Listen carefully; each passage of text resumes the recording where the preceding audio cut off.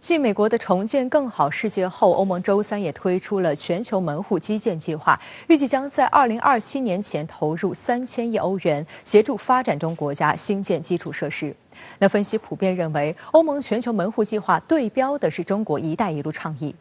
外交部回应表示，不同倡议之间不应是相互替代、相互排斥的关系，应该兼容并蓄，形成合力。历史经验证明，开放是各种倡议的生命力所在。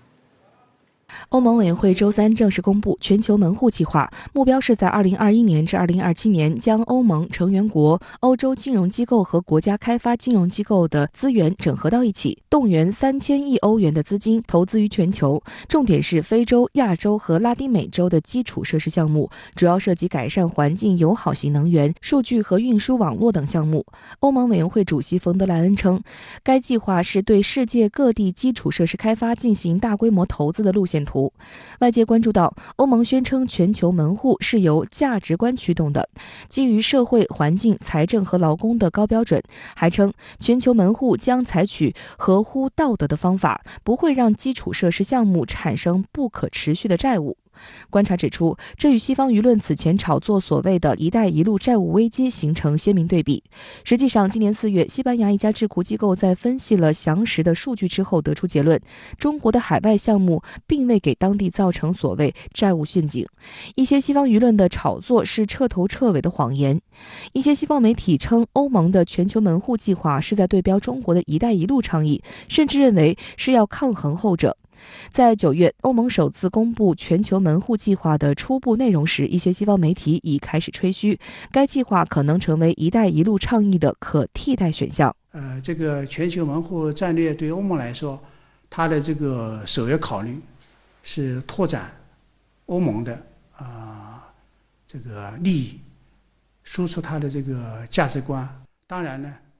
这项全球门户战略有针对中国的地方。因为从2019年欧盟出台这个中国欧盟战略之后，它对中国的定位就是所谓的3重定位，更多从竞争和这个甚至对手的角度考虑和中国的关系。对此，外交部发言人汪文斌周四表示，中欧双方在互联互通大方向上有着诸多共识，完全可以形成互补，共同促进各国之间的互联互通和全球可持续发展。中方欢迎一切帮助发展中国家建设基础设施、促进共同发展的倡议。我们同时认为，不同的相关倡议之间不应该是相互替代、相互排斥的关系，而应该提倡兼容并蓄、沟通协调，形成合力。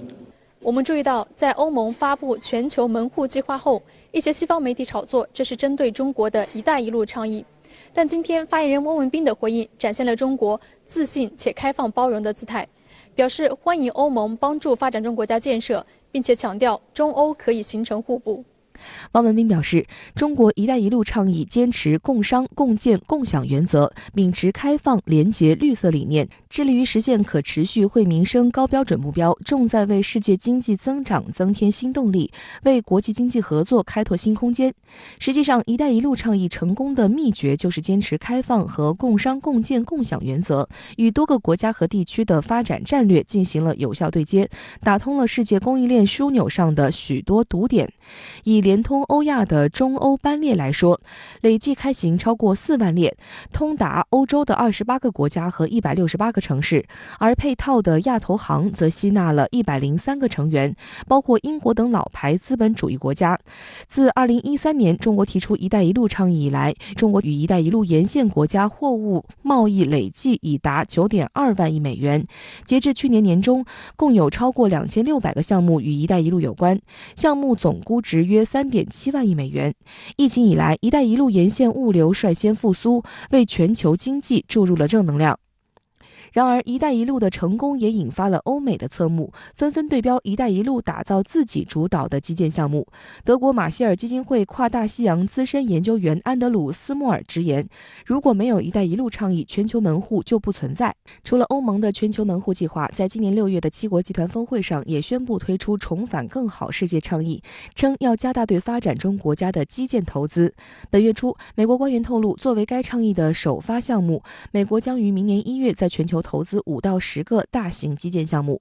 分析指出，欧盟的全球门户计划与美国的重返更好世界倡议高度重合。作为硬性附加在基建上的西方价值，这两个倡议都突出强调所谓民主价值驱动。这显示他们的目的不是经济，而是纯属看中国的成功不爽而拼凑出来的，并且企图削弱中国在发展中国家的影响力。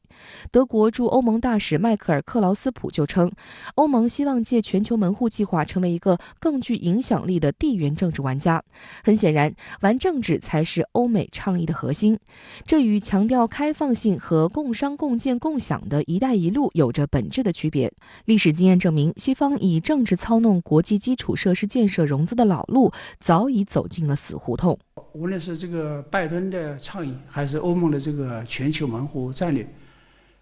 也从一个侧面反映这个“一带一路”这点的成功。这也是这个西方，包括这个欧盟着急的地方。全球门户战略，我想它不可能替代“一带一路”，因为从这个本质上讲，它是一个政治项目，它的目的呢有很多私心杂念在里头。我想呢，这是一个根本性的制约因素。好，相关话题继续来连线特约评论员孙兴杰。孙先生你好。据报道，欧盟公布一项全球投资计划，力争到2027年筹集3000亿欧元，在全球进行基建投资。有人认为这是为了与中国的一带一路倡议进行竞争，那对此您有什么观察？欧盟提出的这一计划跟中国有没有关系呢？如果没有一带一路倡议，就没有欧盟的全球门户的投资计划，这是非常明显的。首先，因为中国的一带一路倡议取得了巨大的成效，欧盟和美国也在跟进，我认为这是非常好的现象。当中国提出和推进一带一路倡议的时候，美国在干什么呢？忙着打仗，破坏中东和世界的和平。现在美国和欧盟把钱投到发展中国家的基础设施建设，这足以说明中国的发展思路和方向是正确的。美国和欧盟以不同的方式在跟进。另外，一带一路倡议是开放的，不是封闭的。欧盟很多国家不就是亚投行的成员国吗？习近平主席在近期与拜登的视频通话中就提出，中国提出的全球性的倡议对美国是开放的，同样，美国的倡议也要对中国开放。